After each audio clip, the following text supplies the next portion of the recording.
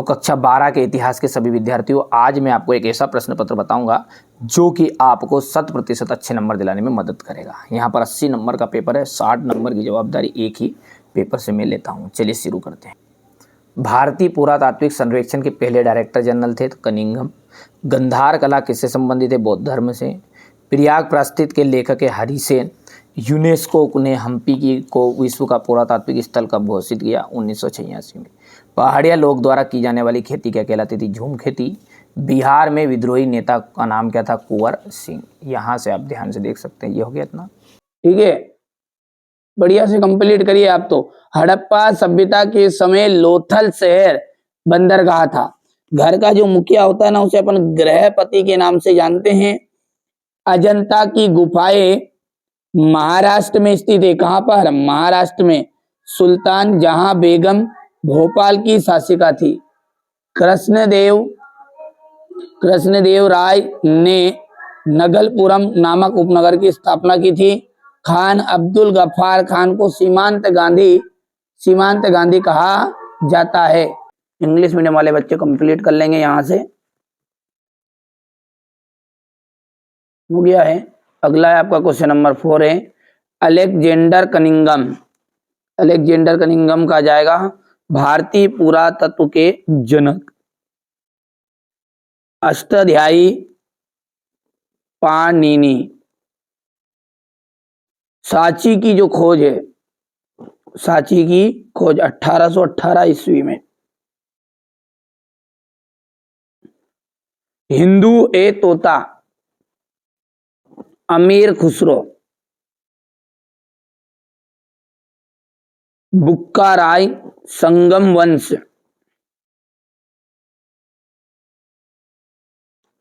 कानपुर नाना साहब प्रारूप समिति के जो अध्यक्ष थे डॉक्टर BR अम्बेडकर। हो गया। चलिए इसके बाद में अगला यहाँ पर देखेंगे तो क्वेश्चन नंबर 3 हमारे इंग्लिश मीडियम वाले बच्चों का भी है। बढ़िया से मैं कह रहा हूं ना, आप कंप्लीट करो। मैं ऐसे आपको है ना सेट ABCDEF तक प्रोवाइड कराऊंगा। कहां तक? 6 पेपर रहेंगे आपके, F तक रहेंगे। आप तो अच्छी मेहनत कर लो, ठीक है, अच्छी तैयारी कर लो। चलिए आगे बढ़ते हैं और अगला देखते हैं।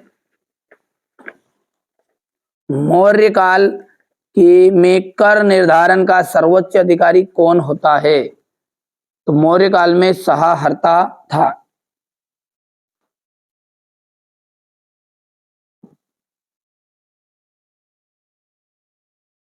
पितृवंशिकता का क्या अर्थ है? बौद्ध धर्म से।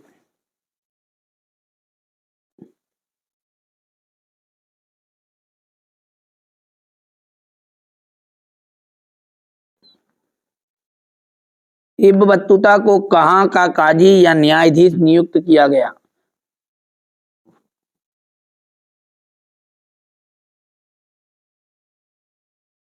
ठीक है, देखिए यहां पर देखिए ये गलत हो गया है। पितृवंशिकता का क्या अर्थ है? ये तो उसका मतलब था पिता पर चलने वाला वंश।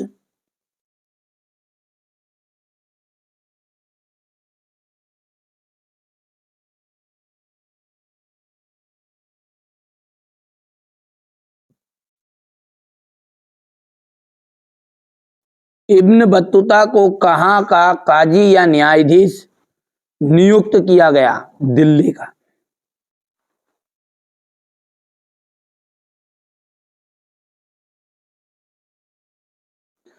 आमतौर पर एक किसान को आमतौर पर किस नाम से जाना जाता है? रैयत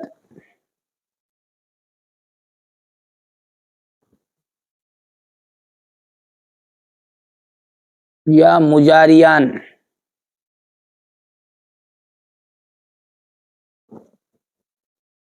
पांचवी रिपोर्ट ब्रिटिश पार्लियामेंट में कब प्रस्तुत की गई? 1813 ईस्वी में। भारत में नागरिकों को कितने मूल अधिकार प्राप्त है? भारत में नागरिकों को 6 मूल अधिकार प्राप्त है।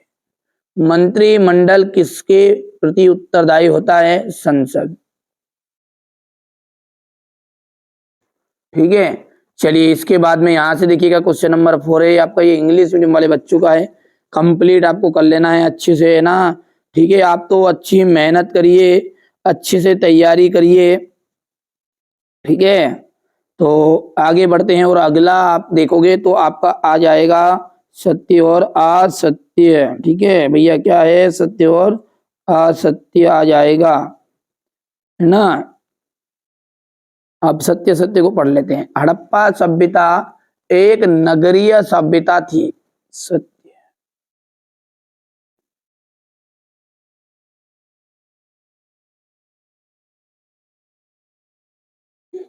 ठीक है, अब यहाँ पर देखिए इंग्लिश मीडियम वालों का बच्चों का गलत हो गया है थोड़ा सा। ये 1813 जो है ये आपका 5वां आ जाएगा, है ना। और ये 6 जो है ये 6ठे नंबर पे 6 आ जाएगा।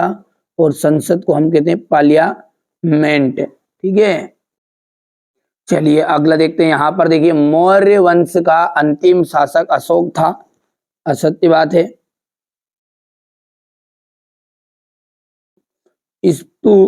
स्तूप का संस्कृत में अर्थ टीला होता है, तो ये आपका बिल्कुल सत्य बात है।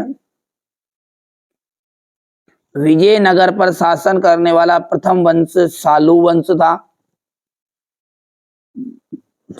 तो ये प्रथम सालू वंश था क्या, ये आपका असत्य रहेगा, ये भी आपका असत्य है। और अंतिम जो है वो आपका असत्य रहेगा। चलिए बढ़िया से कंप्लीट करिए, मैंने कहा ना आप अच्छे अंक प्राप्त करो, बस हमारे उद्देश्य यही है। ठीक है, ये देखिए अगला देखते हैं यहां से, है ना। चलिए भारतीय, ये सारे क्वेश्चन क्या है बहुत ही जल्दी मैं आपको प्रोवाइड कर दूंगा, मुश्किल से 1 या 2 दिन लगेंगे, क्योंकि क्या है बच्चों पे मैं नोट से तैयार कर रहा हूँ कोचिंग में, है ना। अच्छा, आपके मर्जी में बच्चों का मन में विचार आता हुआ तो ये देखिए, ये हमारी कोचिंग का रिजल्ट है। आप तो अच्छी तैयारी करो, है ना। ये ठीक है भैया, अब आपको कौन सी लिस्ट में आना है, 90 वाली में या 80 वाली में, या फिर आपको 70 वाली में आना है। ठीक है, जो आपको जैसा लगे अच्छे से कंप्लीट करो आप तो, है ना। अब यदि आपको 60% बनानी है ना तो मैं 3 पेपर दूंगा, वो 3 पेपर कर लेना है। आपको 70 बनानी है तो 4 पेपर दूंगा, 4 वैसे तो मैं 6 ही दूंगा। ठीक है, पर आपका अकॉर्डिंग बता रहा हूँ। यदि आपको 80 से 90 के बीच में बनानी है तो आप 6 पेपर 5 पेपर कर लीजिएगा, और 90 के ऊपर ही जाना है, 90 के नीचे नहीं रहना, तो 6 पेपर दूंगा, वो 6 पेपर करने पड़ेंगे, सीधी सी बात है ना। तो यहां से आप देख लीजिएगा, ये सारा सॉल्यूशन बहुत ही जल्दी प्रोवाइड करा दूंगा। वयस्क मताधिकार पर आधारित लोकतंत्र को स्पष्ट कीजिए। संविधान की उद्देशिका या प्रस्तावना की कोई 4 प्रमुख बातें अपने शब्दों में लिखिए। हड़प्पा सभ्यता के किन्हीं 2 महत्वपूर्ण नगरों की का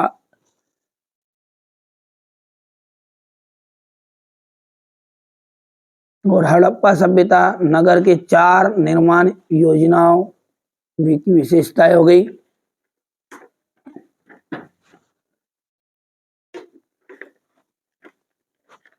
अल बिरूनी के विषय में आप क्या जानते हैं, संक्षेप में समझाइए। सती प्रथा में कौन कौन से तत्व, ये सारे क्वेश्चन आपको है ना मैं बहुत ही जल्दी प्रोवाइड करा दूंगा। आप यहाँ से देखिए, हो गया, फिर ये यहाँ से हो गया, स्क्रीनशॉट लेते जावे ना, यहाँ से देख लीजिएगा। ठीक है,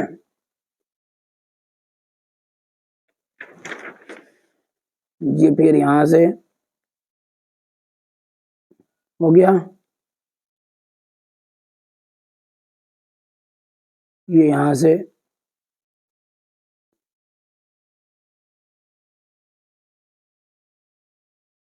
स्क्रीनशॉट लेते जा, ये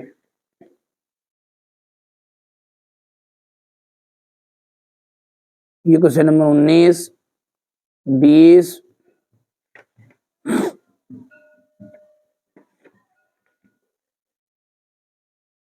ये सूफी मत क्या था,